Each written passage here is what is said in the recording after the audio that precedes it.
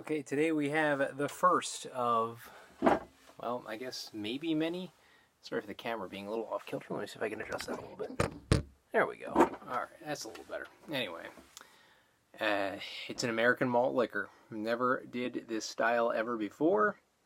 There's the first time for everything. These things are so cheap. I might as well just pick a few off the shelf. And this is not a 40 ouncer, this is a 25 ouncer. This is Natty Daddy. Of course, an Anheuser-Busch product, reminiscent of Natural Light. I think that's why they got their name, Natty Daddy, Natural Light Daddy. And as you can see, the Natty is in the logo. So it's not Natural Light, it's Natty Daddy. 8% ABV though, American malt liquor. So a bottle of this was like $1.25, maybe even a little less. Been around, it looks like, since 2011. And as far as the style goes of American malt liquors, they're sold, of course, in those infamous 40-ounce bottles, which we see all the time, which we can label the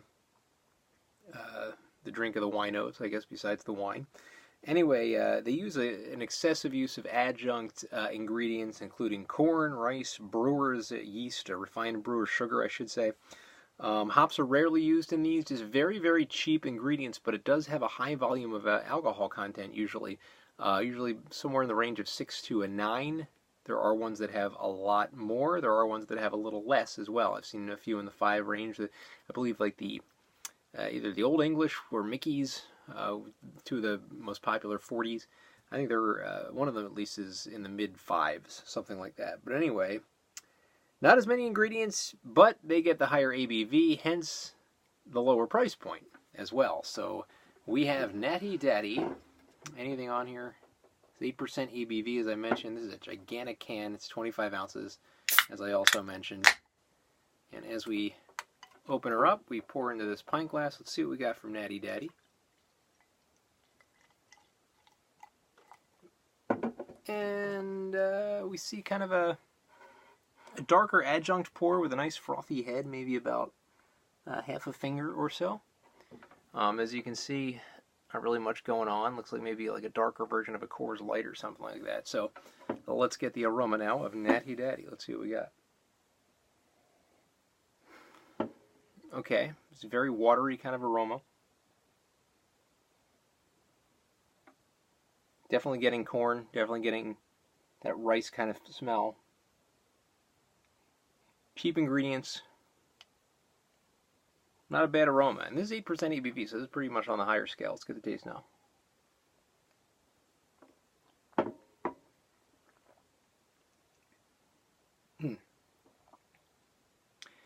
Definitely a corn sweetness with a harsh bite at the back.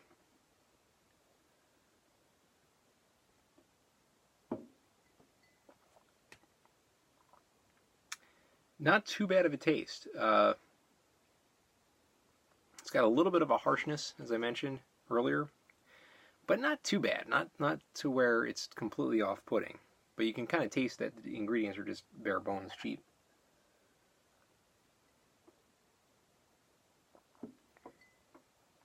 A little bit of a smooth, creamy kind of finish, but just definitely like a lot of heaviness to this beer. But not bad. And you know what? That 8%, you don't really feel it at all, which is a little bit alarming. You could have told me this was 4%, I'd probably believe it.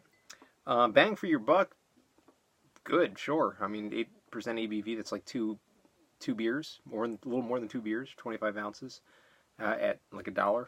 Some places have them cheaper, some places I guess have them more expensive. But I'm going to go ahead and give Natty Daddy an 8 out of 10 for this style. Hey, you know what? Not bad. I can sit on this and sip. It's a little sweet, a little bit on the sweet side. But a decent look, decent enough taste for the cheap ingredients, and not bad. I'm not really hating on the Natural Light and the Natural Natty Daddy, folks. We'll get to Natural Ice one of these days. I have a feeling my opinion might change, but we'll see. 8 out of 10 for Natty Daddy.